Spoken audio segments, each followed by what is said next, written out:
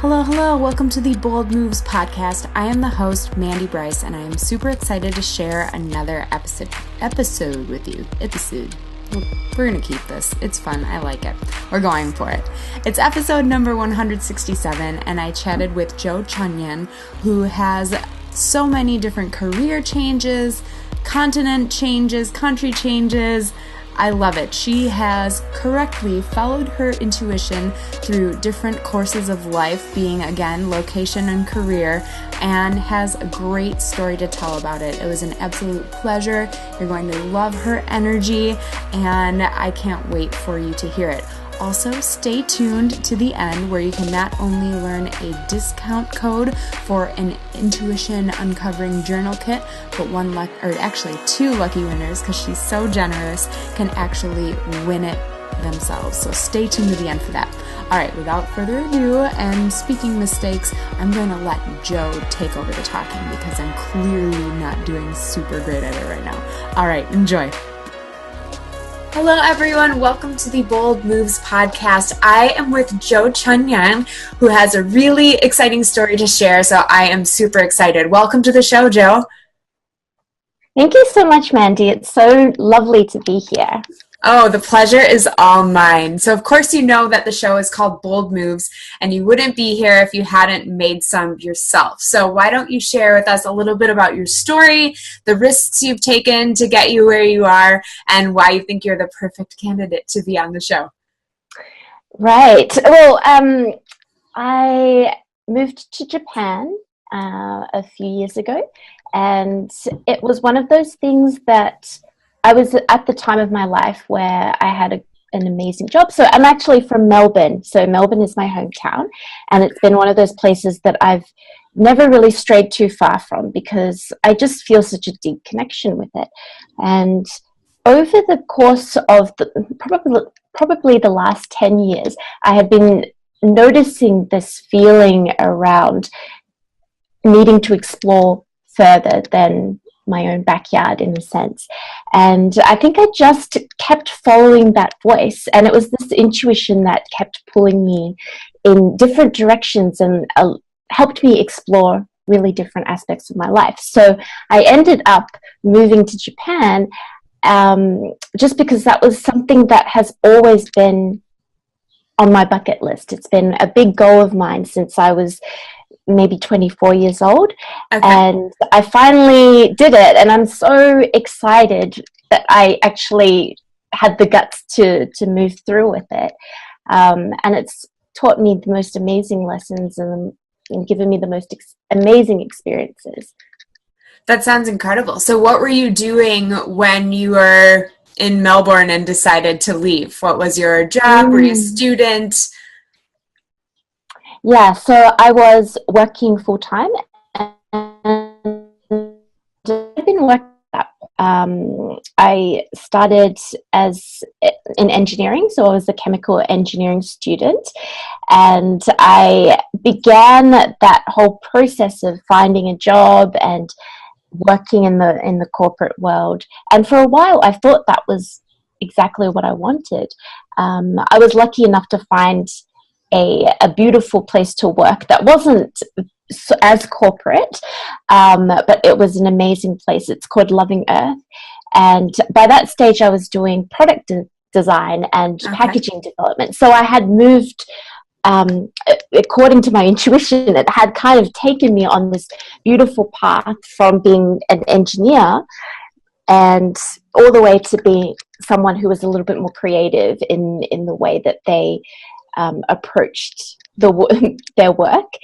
And so I was working full-time, and I was a product development manager, and it was all about chocolate. So I worked at a chocolate company that was all ethical and vegan and raw. And it was the most amazing, it was the most amazing workplace. And it really allowed me to see that you could do things differently. You didn't have to be a company that was the same as every other company. You could do your own thing and stand your own ground. And I think that was one of the things that kind of made me realize that as a person, you could also do your own thing as well. You could define your life how you want it to be and take the steps to get to where you want to be, even if no one else is moving in the same direction as you. Sure. Now, in that experience, were you working as a chemical engineer and then into the creative aspects? Was that at the same company, or did you completely switch companies and kind of make your way into that position completely separately? Yeah, so I started at a different company, and over the course of 7 years, I kind of gradually progressed to a marketing department role because I just really loved to be creative, and I love that aspect of designing a product, designing packaging, and yeah, so I think I've always followed my heart. But yeah, it wasn't at the same company. It was different companies and different roles.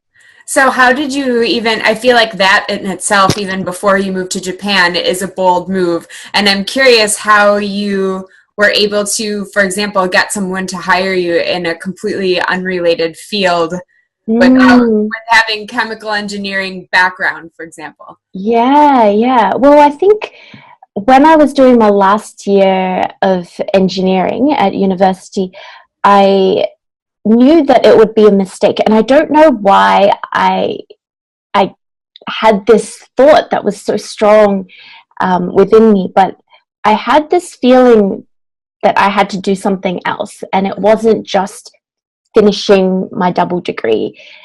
So I decided to enroll in a graduate diploma in design, and I did that in the final year. So I was doing part-time engineering and science and also part-time design. Okay. And I was one of those strange people at university because everybody else had their normal classes, and all my friends would go and do their experiments at the same time, and everyone had the same timetable. But I would be going between two different campuses in those last 2 years.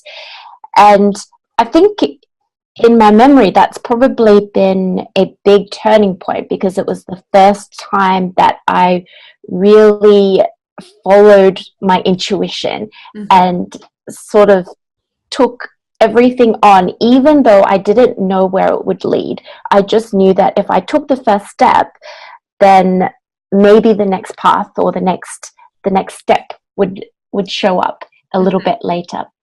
And so because I had the background of design, it was something that I think I would bring out a little bit in my work. So not necessarily in the first job I did, because as a graduate student going into a new company, you tend to play by the rules, and you tend to shut down that other aspect of yourself to be able to fit in. But it definitely showed up a little bit later when I felt a little bit more comfortable in my job, and I ended up moving into, so I mean, it was always around product development, so that is kind of similar to a chemical engineering role, but moving back into packaging and looking at how packaging communicates a message on the shelf at a supermarket or at a store, then that's a little bit more creative. So it was an interesting blend of different things that kind of came into play. But now that I think about it, I always think, okay, every time that you make a decision, you need to make sure that you're moving one step closer to something that really lights you up. And it might not be you might not take one big leap and end up at your final destination. It's always a series of little steps. But as long as you're moving a little bit closer every time, I think that over the course of several years, you're actually going to look back one day and be like, wow, I came from such a different place, and this is where I am. This is such a beautiful path. And it's certainly been one that's been absolutely fulfilling. That's amazing. And I hope that you're right and that people feel that way and that they're paying attention to their path, because I think just as often as people follow their intuition and end up where they want to be, people don't pay attention and end up, Mm. wow, like I just made a couple small choices that sent me in a completely different direction. I have no idea how I got here. So, Yeah, yeah, absolutely. But I mean, even if you've found yourself in that space, you can always go back, you know? And absolutely. one of the things my friend told me, because I was very nervous when I said yes to going to Japan, because it was the biggest sort of change that I had made in my life. And she said to me, look, even if you get on the plane, even if you get to Japan and you land at the airport and a feeling tells you to come home, you can always come home. It's never the end all, you know, it's never the end of all of those experiences. Everything still continues from that point. So you've always got an opportunity to change it around or to shift something to make sure that you're heading in a direction that feels right. Yes, and I love that. So I got caught up in your background of what you were doing before you headed to Japan. Now I want to hear the risks you took and the adventure that you had in deciding to go to Japan and where that's led you so far. Yeah, so it was the most amazing experience because I feel like um, coming from an Australian, I guess, upbringing, uh, Japan, the culture of this country is very different to the culture that I had growing up. Mhm. And even though my background is Asian, so my parents are from Hong Kong, I had some insight around maybe what it was like to live in Asia because I had been there before and I had loved going to Japan on holidays. But it was such a eye-opening experience in terms of just how people interacted with each other and how they did simple things. It was never like a big there were never huge, you know, actions that you know I saw which made me realize all these things. It was always the little things, you know, that you pick up. And I think that's the beauty of living in a country for a while, is that you are able to see the small nuances in everyday life. And I think it just changed a lot about how I perceived the world, and it gave me a beautiful new perspective on how people of a different culture live their lives and what they love to do and how their conversations flowed. But it also gave me a beautiful piece that I could take back home and kind of infuse into my life, because it I guess living somewhere else, you still capture part of that experience and you still bring that experience back home. So when I was there, I was working as a graphic designer, and that was another thing that really surprised me because I never expected that I was going to set up my business overseas. And it just so happened because I was in a space where I allowed myself a little bit of space.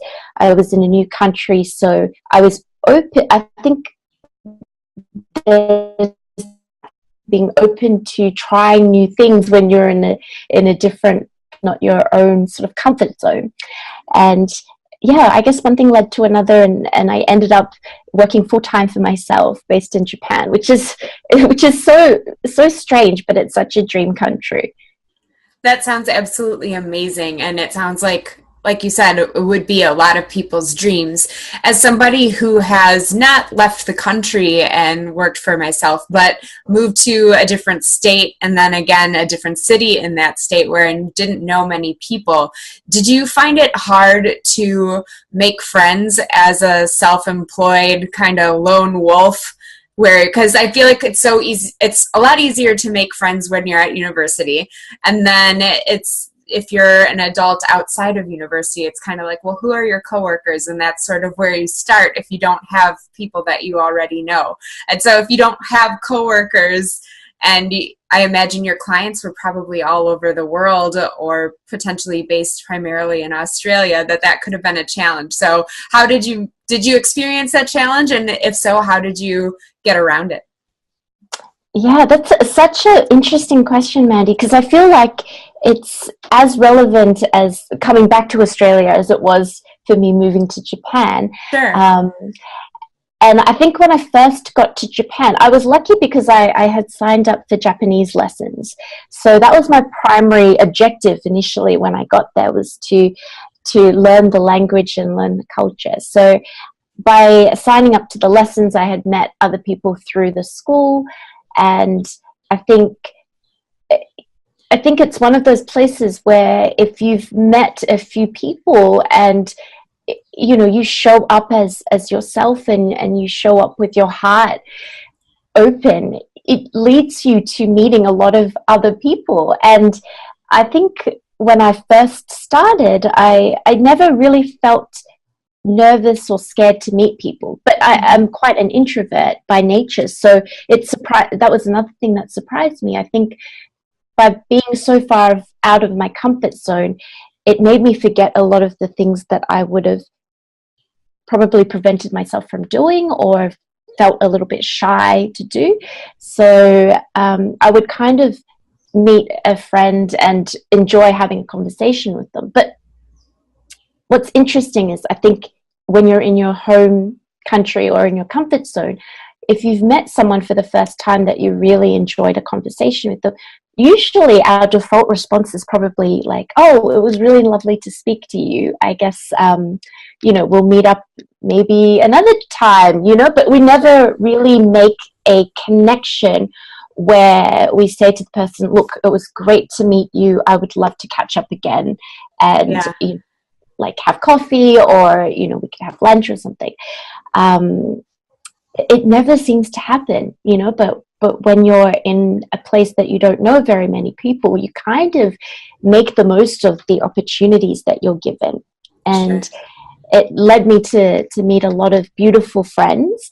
And through them, I met other people. But I think one of the big things that I did was I signed up to live in a share house. And in Australia, our share housing situation is we probably have about 2 to 3 people or 4 people maximum sharing a space together. And in Japan, it's really rare to find share housing. Even now, there's places in Tokyo that have a few share house options available. But generally, most people either live with their partners, or they live in a family unit, or they live by themselves. And I found this place which had 10 rooms and 8, the possibility of having 7 housemates. So I signed up for that crazily, thinking, oh, it would be such an interesting experience to share my life with 7 other people. And I think that was an amazing experience because I had never lived with that many people before. And all my housemates were Japanese, so it forced me to speak a lot more because no one really spoke English in the house. So I think it's a mixture of different opportunities and different experiences that kind of may shock you a little bit, or shock your system, so to speak, that you say yes to and just see what happens. I love that. So with the share house, in the United States, I think they have some arrangements kind of like that, and you're mentioning signing up. So I'm guessing you're not selecting who your housemates and stuff are, because here we have a lot of people who do shared housing, but it's primarily a bunch of friends who all get together and have roommates or housemates. So this is sounding like you're almost signing up for the real world reality show where, you have 8 strangers and they all live in one house and meet, and it could go well or terribly, or depends on the day, both. So is that correct that you didn't? Yeah, absolutely. Absolutely. I don't know if you've seen the show Terrace House, it's a Japanese reality show about 6 strangers living in a share house. And it just follows their life. So yeah, absolutely. You sign up for a lot of unknown circumstances.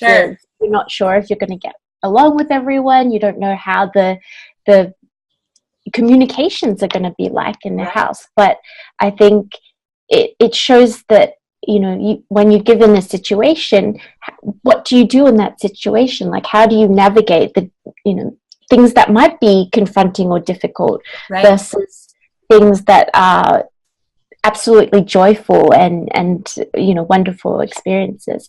So I think, I guess I was open to learning, not just from good experiences, but also from challenging ones. And I think that is a wonderful thing a really good perspective to have when you're outside your comfort zone, is to accept that challenge doesn't always, learning something about yourself sometimes comes from a difficult situation, or challenging scenarios, or things that make you feel unsettled and uncomfortable. And it's about how you stand your ground and how you define where your boundaries are, in a sense, and how you make the most of that situation and learn from it, that helps you a little bit later in life. And it's not just about sharing a space with people that you don't know very well, but it could be applied to many other aspects of your life, such as work, or how you interact with your friends that you do know. Sure. There is an enormous scope for accepting challenging situations and helping you move past them, so that you get to the next phase and you become stronger in the process. Absolutely. And I would say you applied that specifically to outside of your comfort zone, but I think it's equally valuable to have that mindset within your comfort zone as well. Absolutely. Yeah. You mentioned boundaries, and I just have to ask, because I'm curious, how many bathrooms did you have when you had shared it with 8 people? Because that's something that seems like that would be one of the biggest challenges, aside from the mix of personalities, potentially. Yeah, we had 2 toilets and 1 shower and 1 bathroom. So it was actually fine, because I think everybody's schedules were slightly different. So people work a lot, which means that they are kind of out of the house for a lot of hours during the day. But for some reason, I think everyone sort of shuffled around everybody's schedules without that much of a clash. So it wasn't a struggle at all. That's great. Yeah, really easy. Sounds like you got lucky then. yeah, very lucky. And how about overall, as far as getting along with people? Did that exceed your expectations, or were there some dramatic situations you had to deal with, or how did that go? Yeah. Well, I think everybody was absolutely so beautiful and wonderful, and I think we were I think I was very lucky to find a house where the people that I lived with were such lovely people and good-hearted people. So a lot of the time we would spend together, like in the living room. We would kind of watch TV or chat, or I would make dinner with one of my housemates, and we would have like little pizza parties, and there were just lots of things where we shared time together, and it just helped us all kind of bond together. And especially because I didn't speak Japanese so fluent,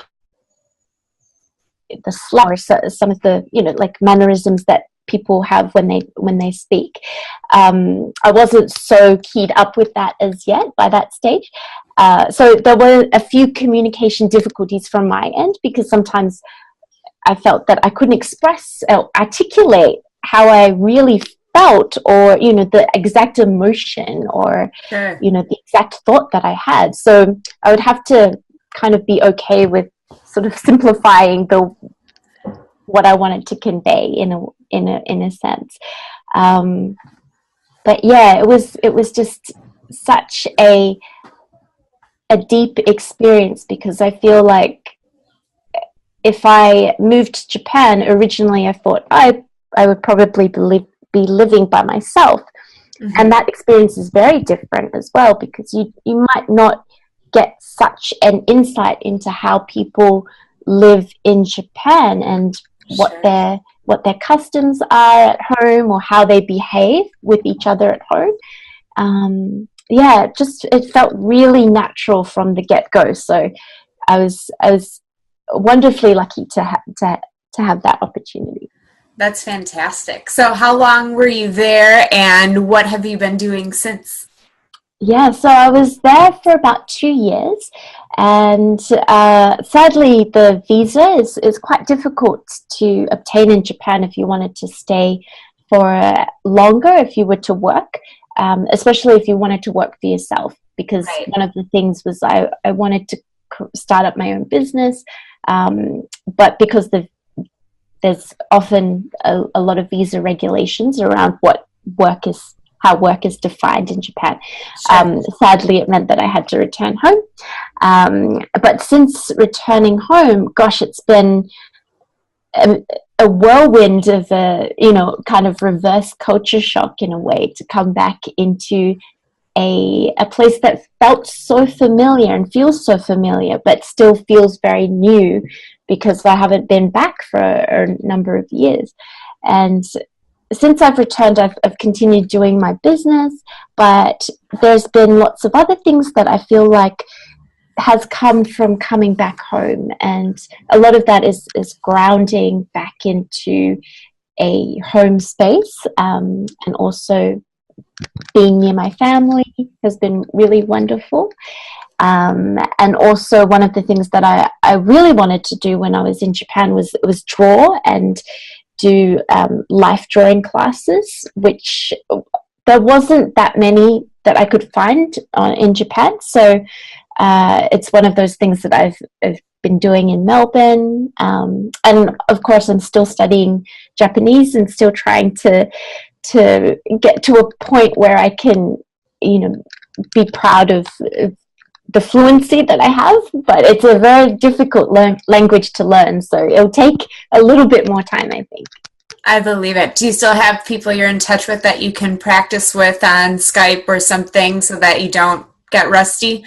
Yeah, I think that's one of the things I need to set up as well, like more frequent Skype catch-ups, and also just keep learning the language and keep sticking with it, because I feel like, language is, I guess, similar to a lot of other skills, is that it plateaus. The first part of learning something new is often so exciting. Right.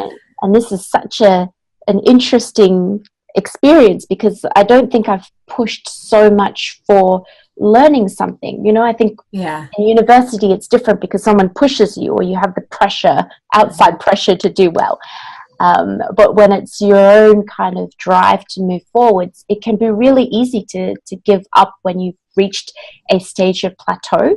Mm-hmm. And one of the things I noticed about my Japanese is sometimes you'll notice that you're learning really quickly and you feel really confident in speaking. And then after a few weeks, you feel like you've forgotten a lot of the things that you had learned previously, or you're making common mistakes that you shouldn't be making, and you're quite a tough critic on yourself. I'm sure. So it's just navigating that path of perseverance and determination to kind of push through. Yeah, absolutely. Self-directed study in anything can definitely be a challenge because, like you said, you don't have any external pressure of accountability or, anyone pushing to make it through. So that's awesome that you're sticking through it, though. You mentioned when you were talking about getting the visa in Japan and how you were unable to do that you were wanting to start a business, and you had already started the graphic design business. So I'm assuming that now you have a new business or have added on. What exactly are you doing now? Is it still graphic design or something? Yeah, no, it's the same business. Okay. But it's one of those things because I think it's so interesting because initially when I thought of myself as a graphic designer, I thought, okay, I'm just going to be working with clients and that will be 100% of the business. That will be where I put all of my energy. Sure. And one of the big learnings is that because it is your own business, there's a lot of other foundational stuff that comes along with it. You know, you need to see where you're going to take your business, you know, in future. So what your vision and what your strategy is to get you there. And because I was spending so much time on client work, I had forgotten to kind of, you know, make sure that the foundation of my own business was stable and sustainable as well.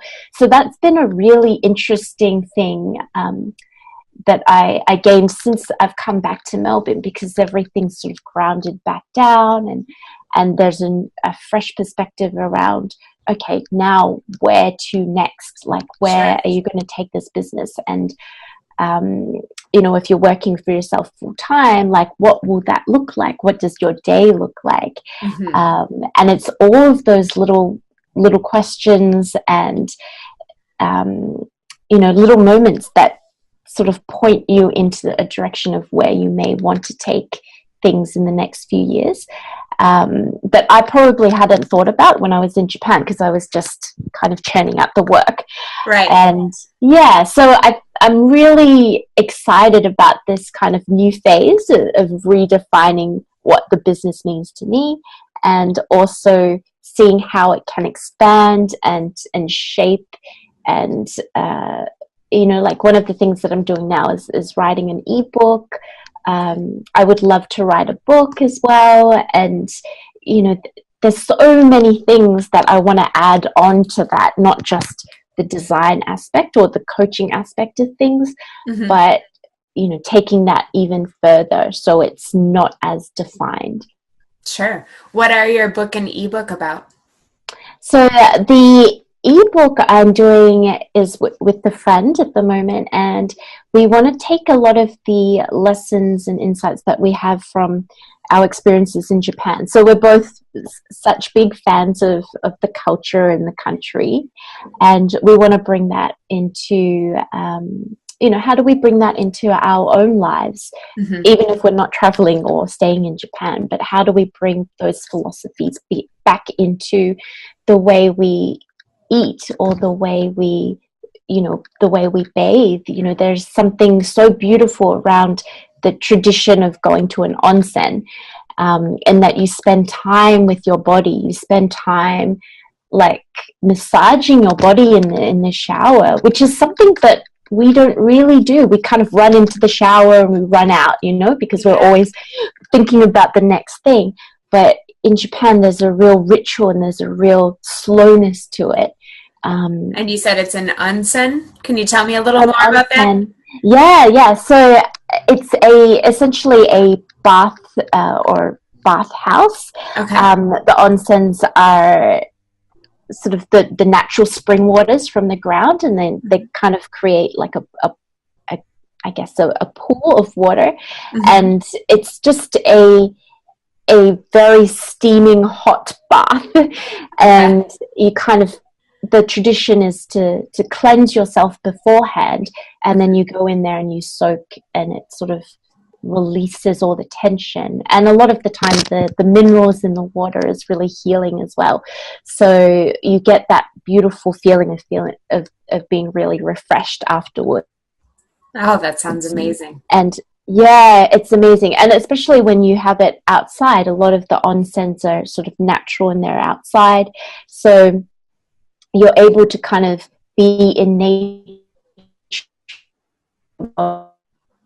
and enjoy that without wearing any clothes, so that it's a public bathhouse, and everybody, there's a men's section and a female section, and so people don't wear any clothes into the bath. So it's all about being content and comfortable within your own body. You know, it's something that we're often so shy about in Western culture. We kind of hide away from showing people our body, or really standing in our sovereign with our own body. So it's a beautiful experience in that way. It's very slow and yeah, it's just wonderful. It's just a lovely experience. It sounds like there's so many different aspects that would be beneficial, like being in nature, slowing down, appreciating your body, like all of that are things that I think so many people really need. How often do people go and do that? Yeah, so I think you can go as often as you like. So there are things called Sental, which is like a bathhouse that people would go to every day. So, or, you know, if you didn't, like some of the older houses may not have a bath inside the house. So in those days, people would go every day, and that would be a beautiful communal spot for people to catch up on gossip or, you know, what the news was. Sure. And yeah, it's a lovely space to kind of reconvene in the evenings. But for an onsen, I think I would go if I was in the often in the mountains. If you drive up outside of the cities, there's some beautiful onsen spots sort of tucked into the forests, and it's a really nice way to just get away from the busyness. And so it might be something that you do like on occasion, but I would love to do it like every week if I could. I think you can get really addicted to it. And then there's these things called onsen towns where you're able to basically put on like a yukata, which is like a light kimono robe, and you can go through different onsen houses in the same sort of village, and you're able to, it's kind of like onsen hopping in a way. So rather than bar hopping, you try out different onsens, and you try out the different mineral waters that they might have, or the different scenery that they might offer. And it's so nice in the winter because it's often super cold with like the rain falling on your shoulders and on your face, but then you're so like hot and comforted at the same time. Sure. That sounds fantastic. I love it. So I'm curious, it seems like you've done a lot of things that would be far outside of the comfort zone of most people. And I love that multiple times you've brought up how being outside of your comfort zone can be so beneficial and kind of push you further in different ways than you would experience at home. I'm curious what the scariest thing you've ever done has been. Wow. The scariest thing I've ever done. Or the furthest you've been pushed outside of your comfort zone, or just anytime you felt really stretched and had like some trepidation before doing something. It could be something you've already mentioned or something that you haven't shared yet. Yeah. I think it would have been doing a speech. So I was invited to speak at an event about mindfulness, and at that time I had been writing my blog on mindfulness and consciousness, and it was one of those things that I had never been asked before to do. Sure. I had never been asked to give a speech or a talk about how to create a mindful morning, even though it was something that I knew so well. Mm-hmm. And I knew that if I had just written a speech and kind of read it out or memorized it, the experience wouldn't have felt right. It didn't feel like it was going to be authentic, and it didn't feel like it was going to come from the heart. It would feel a bit rehearsed. And a few weeks before that, I had watched Gabby Bernstein speak about owning her truth on stage and about trusting in her intuition and allowing that to come through when she was speaking in front of an audience. And she said, I would create the intention of saying, okay, this is the space I want to hold. This is the truth that I want to speak. Whatever needs to come up should come up, and then I will speak it. I'm just a channel for the words that are coming through via my intuition. And she said that she would go on stage without really preparing anything, and she would deliver the speech or the talk.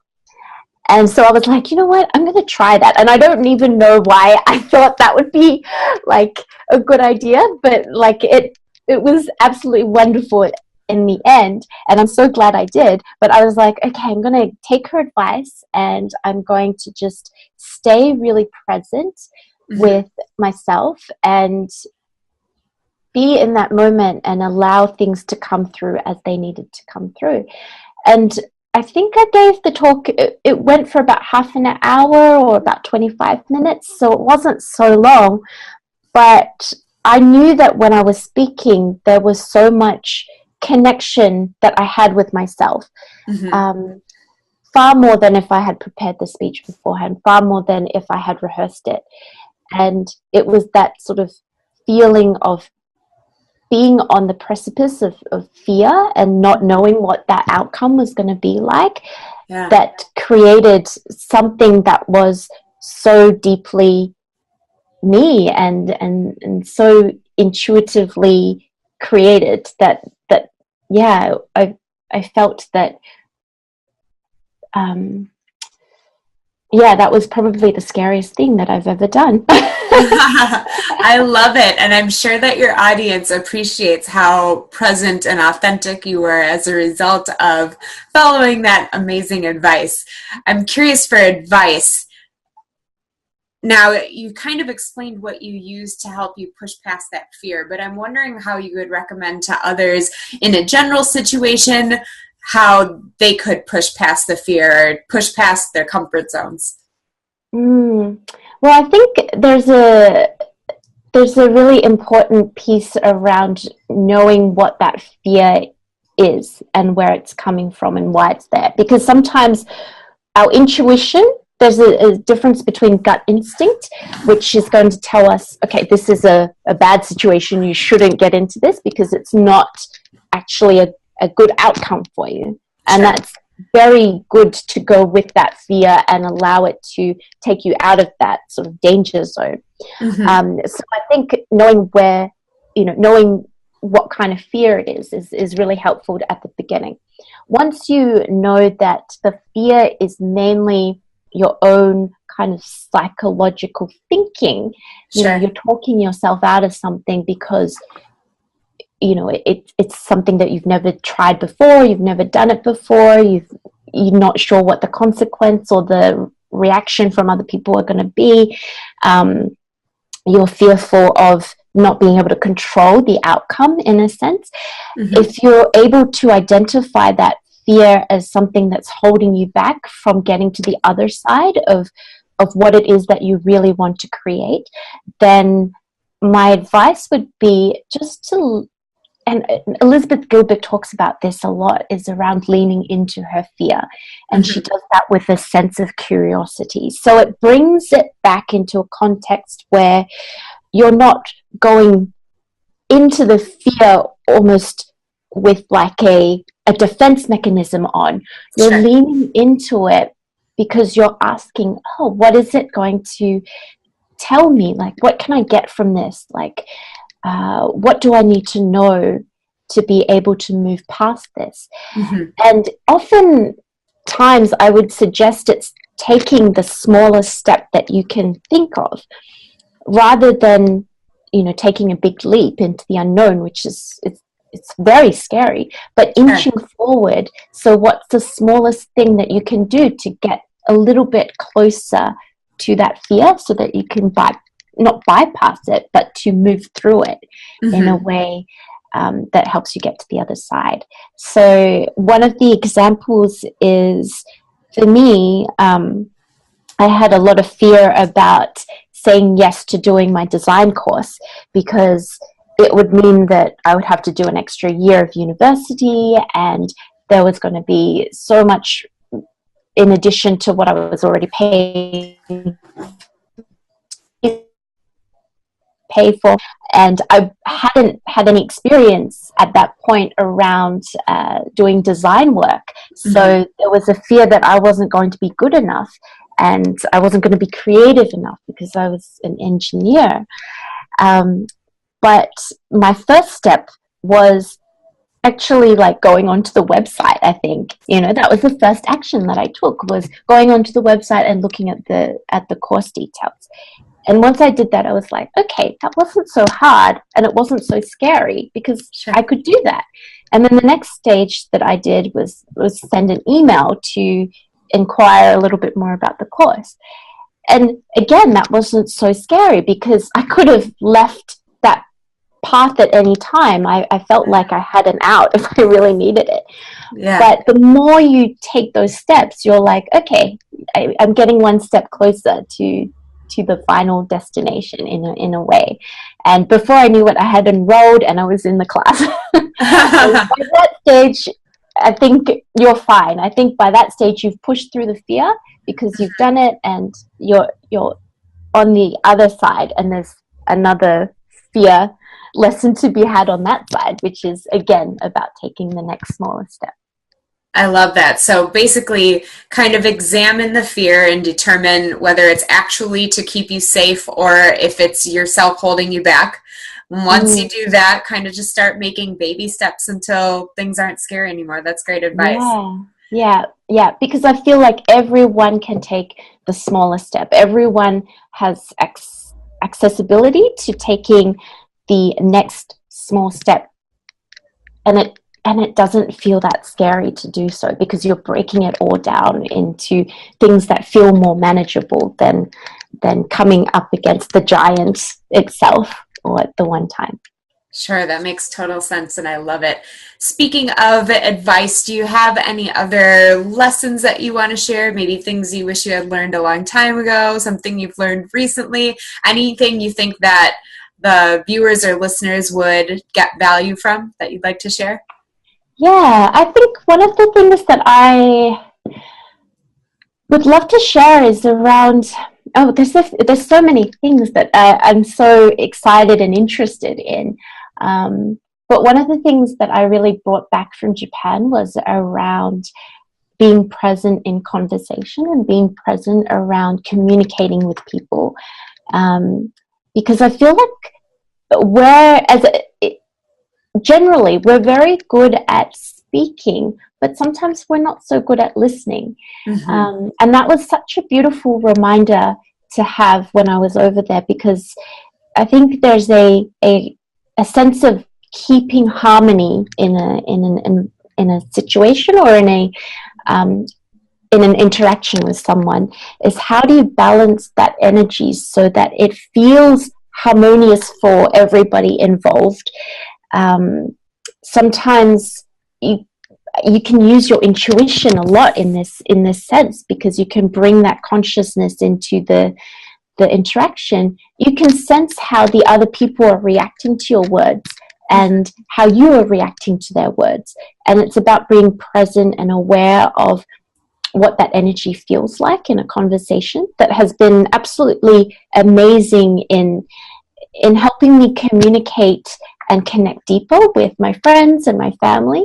And it's, as an example, I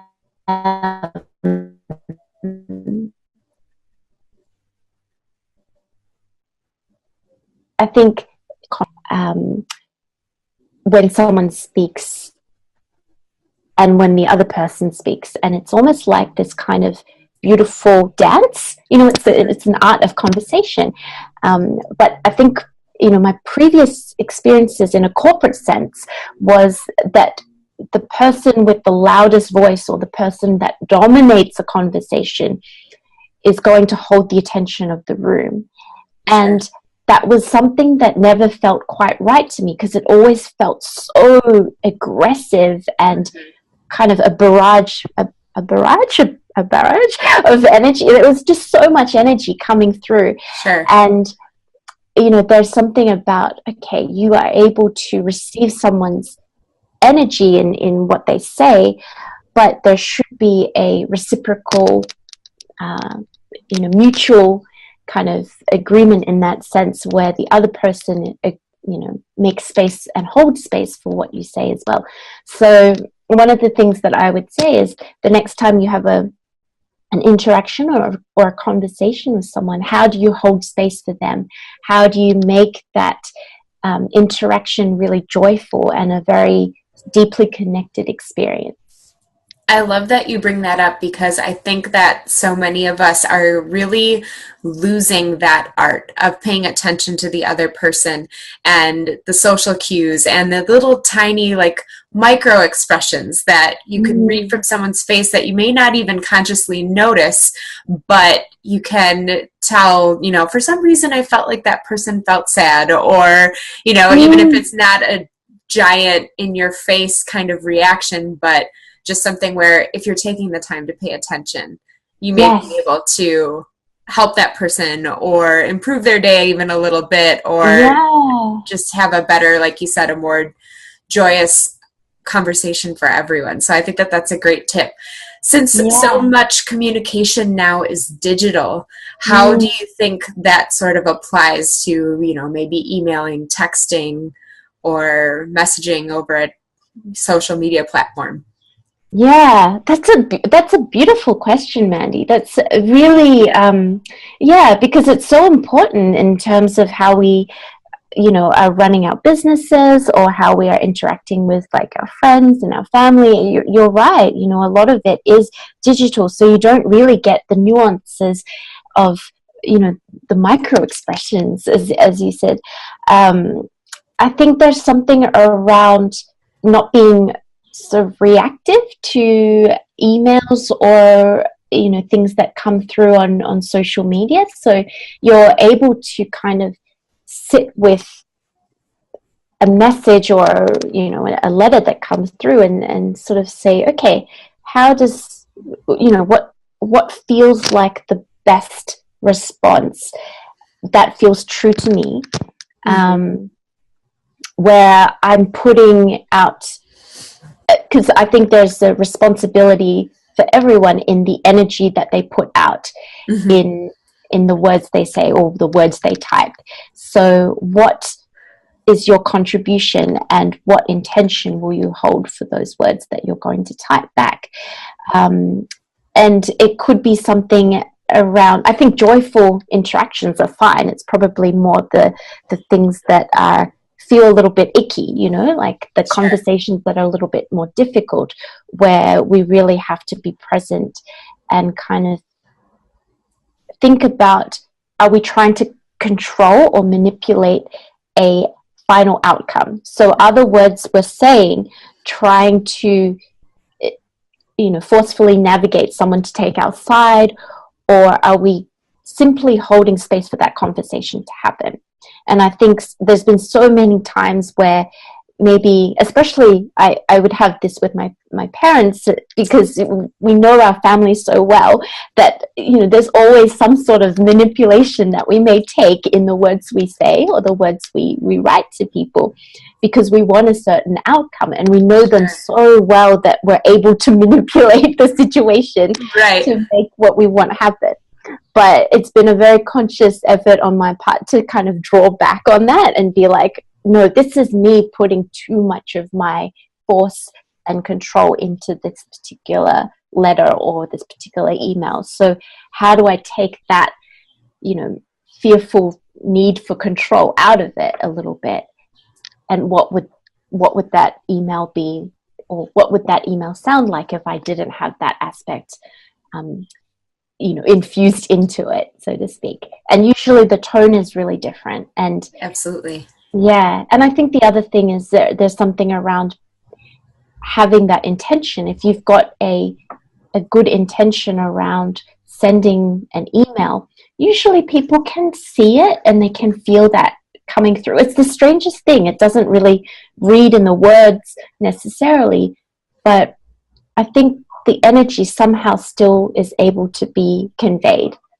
Yeah, absolutely. I think there's so many important things that you're touching on: the self-awareness, the taking responsibility for the fact that you may be, you know, trying to be manipulative, and stepping back and looking at that from a different lens is so important. And I think another part of it too is the challenge with digital communication is you don't know what the person who suddenly receives your text or your email or your message, what is happening in their life in that moment. Just as when they send something that could be completely innocent to you, they don't know that you're having a terrible day and could completely take something out of context and be triggered and write back like in an irritated way or something, when normally if you read the email yesterday or tomorrow, you'd feel completely differently. So I think that's so important too, is just if you do feel icky about some of the communication, to either just don't respond right away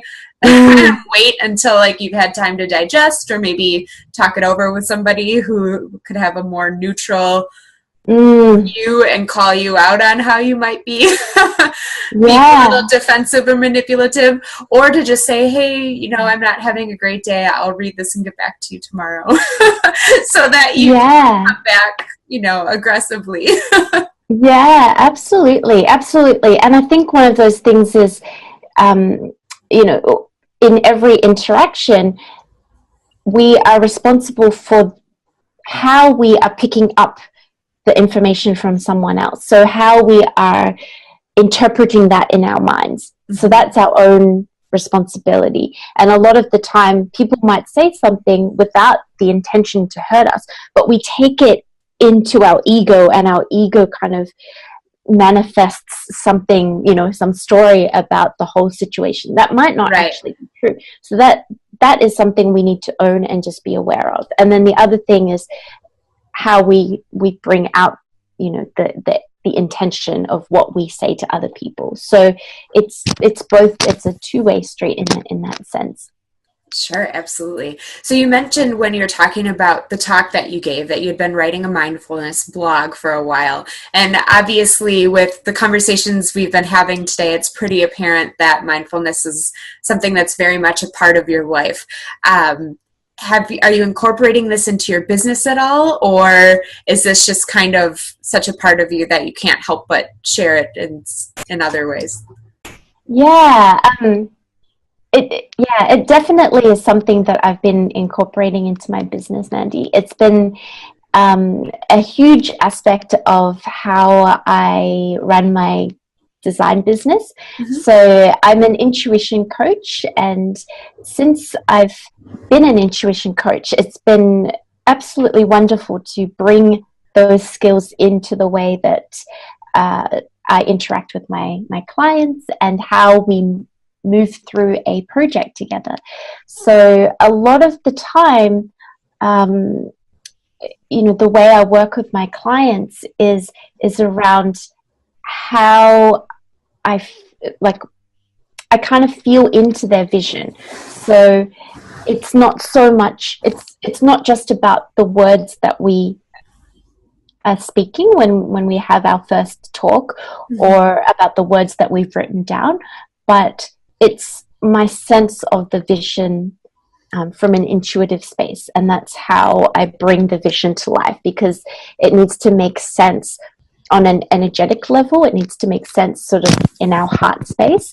It needs to make sense from a business perspective. So it's that beautiful balance between using our intuition and our heart space and feeling into the vision, but also making sure that it balances out the other way and it's logical, and there's that practical business aspect of it.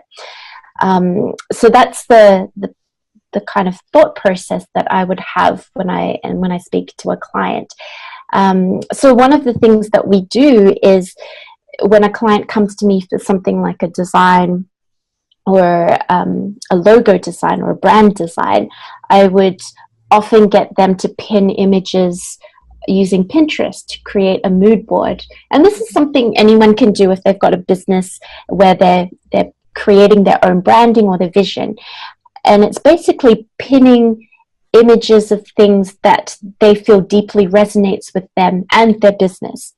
Because their business is often, I work with a lot of entrepreneurs and people that own their own businesses. So their business is part of who they are. And if it doesn't make sense from that level, and they're pinning things that, are not actually who they are, there's something missing there. It's not going to be deeply connecting for other people to see their brand. And once they've pinned everything that feels right for them and deeply resonates, I go into it from an energetic perspective. And I mean, even though I say energetic, it's not that I, cast a spell or anything on the process in terms of that, but I definitely take space to meditate on it, and I kind of see what comes through in my own feeling around that board. So usually I get an emotion. It might be joy, it might be confidence, it might be intuition, it might be about connection. So I create what we call a response mood board. So it's my response to my clients' work from my perspective. Okay. And we work on that in a collaborative way. So it feels like a coaching session in a sense, where there's a lot of support and there's a lot of nurturing and there's a lot of asking to be present in that part of the process. So yeah, it's definitely mindfulness, and intuition is definitely something that I weave through the whole of my business and how I work with my clients, because a lot of the time, our interactions with our clients and our customers, it needs to feel connected and it needs to feel like it's supportive, because these people are going through a beautiful transformation, and it can come with a lot of self-identity, fears that sort of pop up. So many things come up through that transformation process. So for me, I sort of see it as a coaching journey in a way, as well as being a designer. Very cool. I've never heard of the term intuition coaching.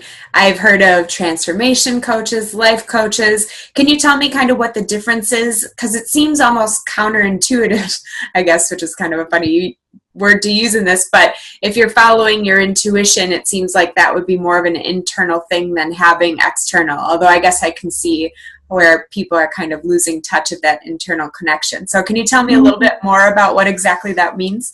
Yeah, you're absolutely right. Like when we are losing touch with our intuition, I think sometimes you just need a support system that is able to help you ground back into that.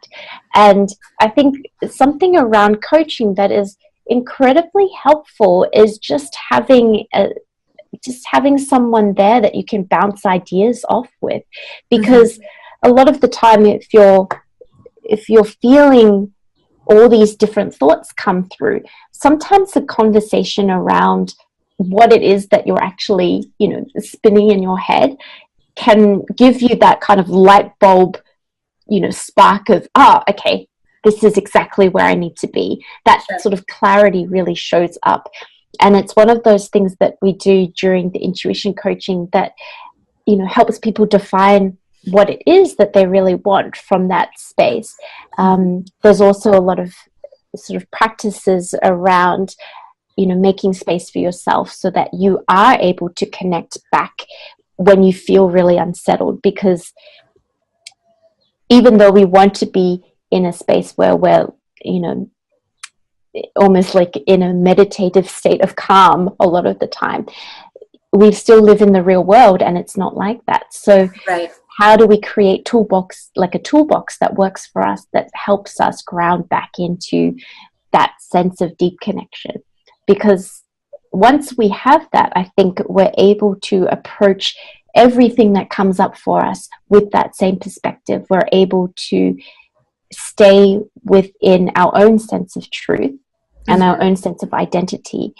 And the decisions that we make from that space are always going to be the things that are going to serve you, in whatever way that you need to be served at that moment. So I think there's definitely, a need for that support system so that people are able to access the depth that they would go to, and having someone as a guide or as a coach to kind of pull you through that process, not necessarily pull, but act as a support through that process while you unravel and explore all of the things that may come up, is definitely really effective. And I think as someone who has a coach herself, I feel like I get so much benefit from just sitting down with my coach and speaking to them about what it is that I really want and how it is, what are the actionable steps to help me get there. Okay, fantastic. So I don't know if this would be part of your area, but for an example, I was recently told by somebody who is in my field that I really respect that my website makes me look not as cool as I actually am, and that I have a much more laid back energy, and that my website is kind of like an in-your-face aerobic instructor that's going to yell at you to like squeeze a quarter between your butt cheeks or something. Would you be the person I would go to be like, okay, I don't want to project an untrue version of who I am on my website. What should I do? Is that something that's within your... Yeah, absolutely. So if I was to give a consultation around branding, then I would definitely look at your website to see what energy is coming through. So what are the main messages that I'm getting through? And it may be the color that we're using or the photography that has been chosen. It may be the typeface or the font that is speaking a little bit too loudly, or it might be too quiet, like what is the personality and that energy that I'm getting from it. So I look at that from a design perspective and from a branding perspective. And usually I'm able to kind of go on a site and it's very clear and it comes very quickly in terms of what it's trying to communicate. So definitely I would put that under a consultation, and then if you wanted to do additional work on actually rebranding and seeing where you could take this brand so that it does feel more like you, or when people look at it, they really recognize that it is you, what are the design pieces that need to be involved? And then that's the design process that will start from that point onwards. Gotcha. Okay. So now, obviously, throughout your career this far, you have done quite a variety of things, from the chemical engineer to the design to the mindfulness and intuition coaching. And it seems like you're still combining a lot of your expertise from all of those areas into what you do now. If you don't have an answer, or if it's dynamic or whatever, it's fine. But I'm curious if you know your purpose, and if so, if you don't mind sharing it. This is something that I think I've been working on for a long time. I think a lot of people are kind of uncovering their purpose, or if those are lucky to know what it is, they're sort of heading towards it. I think my purpose is around helping people connect deeper with themselves. So it is definitely around intuition, and it's around being conscious, and it's around being, helping people to kind of draw inwards. And because I really feel that once you are connected, that you're able to make decisions that are really going to affect not just your own life, but everyone else around you is going to feel that too. And the community will benefit as a result of that. So there's almost like a global impact that's you're going to have a global impact from, everybody being more connected with themselves and being more present with themselves. So that's definitely the purpose that I feel really strongly, I guess I'm heading strong, definitely into that direction. But at the same time, I think there's a vehicle to which I deliver that message. And, some people are amazing writers and other people are amazing speakers. And I think my way of communication is through design and through a creative form. So I think that's when the design aspect comes through, because it's how I communicate. It's how I help other people communicate, what their own, connection feels like for them. So it's one of those things that I think is definitely a culmination of both aspects of mindfulness, consciousness, and the design aspect of things. I love that. That's such a fascinating concept. So if people are listening to this and thinking they want to work with you, or at the very least see your work, where can they find you online? I'll, of course, put it in the show notes, but just in case someone's driving and wants to hear to go back to it later. Yeah, so they can find me at jochunyan.com. So it's JOCHUNYAN.com. So my portfolio is there and my blog is there as well. Okay. And then are you on social media as well? Yes, so I'm also on Instagram, also at Jo Chun Yan, and also on Facebook as well. So yeah, and I love Pinterest, so if anyone wants to see my work on Pinterest, they can find me on that too. Fantastic. Like I said, we'll put all that in the show notes, but in case someone is listening and just wants to access it later and remembers, that's a great way to find you. Fantastic. You talked a little bit about Elizabeth Gilbert, Gabby Bernstein. It doesn't have to be by them, but I always like to give the listeners and viewers something that they can potentially check out, aside from obviously your stuff. So if you have any book recommendations you'd like to share, even if it's a fiction book or something, whatever you'd like to pass on that you think people would like to read, I'd love to hear it. Yeah. So one of the books that I'm reading at the moment, it's called I don't know if you can see this. It's Susan Sontag's sort of her essays, and I have never really read her work before. So this is sort of my introduction into her essays about I guess modern contemporary culture, and also it's just a perspective on what, how she felt the world was at that moment in time. So I'm always just fascinated about how people perceive the world and the insights that they have around culture and society. So that's the book that I'm reading at the moment. The other thing that I'm reading... Did it say it's called Notes on Camp? I thought that's... Yeah, it's Notes on Camp, but I think she's got a number of different essays as well. Sure. So this is just one of the essays that I've started reading about. Okay.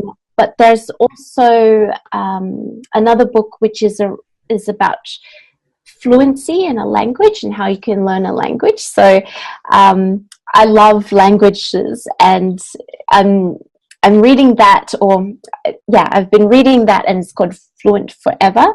So I've just started, I'm such a skimmer when I read like a nonfiction book. So yeah. It's on my, I borrowed the ebook from my library, and so I've just been skimming through it just to get like the main notes in terms of how you can learn a language more effectively. And it's really interesting in the way that they say that the reason why we forget a language or what we've learned is really about how bad our memory is. It's all coming back to how we are able to remember things. So the techniques for doing so are around creating an emotional experience about a certain word so that it sort of sinks into your brain in so many different levels, not just the surface level of learning the word and the definition. Yeah, so I mean, they're not books that are deeply reflective of the work that I'm doing, but I think sometimes I like to get out of that mindset of work. So it's a nice little escape to read a book on language learning. That makes sense. And if you have any future travel plans, that can help you with that as well. Yeah, absolutely. I love that. All right. Speaking of, I guess, sort of your future travel plans, one of my favorite questions to ask, and I always save the best for last for me, is if 8-year-old Jo could look into a crystal ball and see everything from there until now, as well as, you kind of have an idea of what you're doing in the foreseeable future. On a scale of 1 to 11, how excited would little you be to see where you are and where you're going? I think I'm always a little bit of a self-critic sometimes as like little 8-year-old me. So I think I would be pretty happy. Like, I think I'd be like on a 9. Okay. Just because like seeing where I am now, I see the potential to get to 11. So I know that I'm definitely on the way, but I know that, there's so many more lessons for me to learn. There's so many more things for me to explore. So I'm really excited about where, how everything is unfolding. And I'm super excited about sort of what the future holds and where I'll go next. So I'll give myself a 9 to sort of encourage me along. I like that. I think that's might be the most positive, not 11 or above answer I've ever heard. Because I feel like most of the time when people don't say 11, they're like, well, I haven't done this yet, and I haven't done that, and kind of in a more critical way than the way you phrase it. So I like the way you're like, oh, this will push me if I... It gives me the motivation to get to 11. So. What a constructive, non-11 above answer. I think it comes back to like my childhood, it's that kind of like, this is great, but keep pushing yourself, keep doing better. And I think, it's something that I always bring into my life as well in many ways. That's great. I love it. Well, thank you so much for taking the time. I know it's tomorrow in Australia for you, right? Yeah. It's Thursday and here it's Wednesday. So I appreciate you. Calling from the future. And I don't know how early it is. I didn't do the math on that, but. Oh, it's, we're almost 10 o'clock in the morning. Okay. So not too bad. I didn't break you out of bed. No. Okay, good. But I do appreciate the time that you took, and it's really been fantastic speaking with you. So thank you so much for what you're doing in the world, as well as for sharing it with us during this podcast. Thank you so much, Mandie. It's been absolutely amazing to be on your podcast, and I'm so happy to have spoken to you and, have such beautiful conversations. So thank you so much. Oh, the pleasure is all mine. All right, hopefully the speaking goes much better for me in the outro versus the intro. I think I did an all right job during the interview. Whoops. But it's the intro and outro where I don't have the support of an incredible guest to help me. I think it's just today, so we're going to get over this hump together. But anyway, I hope that you loved Jo's story and, like I said, her energy as much as I did. You can find all of the links to her on social media and her website, as well as the books she recommended at the show notes, which are www.mandiem.com/episode 167, because this is the 167th episode, which I can barely believe. So I hope you go there and check that out. That is also where you can win the amazing intuition journaling package that I told you about. There are 2 winners for that, and there is a discount code at the link as well. If you're not feeling lucky and you just want to buy it, I got the hookup for you with the code. So make sure you check that out.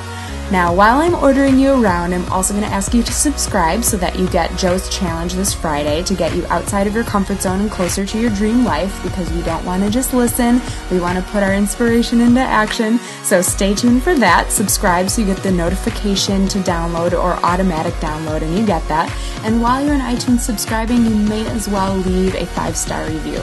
Okay, I'm not going to tell you to leave a 5-star review, but I would love it if you did. You can be honest with me, though. Criticism is how we learn, and I'm open to it. So yes, I would love a review. The reason why is because it shares information with iTunes that lets them know that we are an awesome podcast worth listening to, and then iTunes suggests it to other people. And while we're at it, could you suggest it to some people?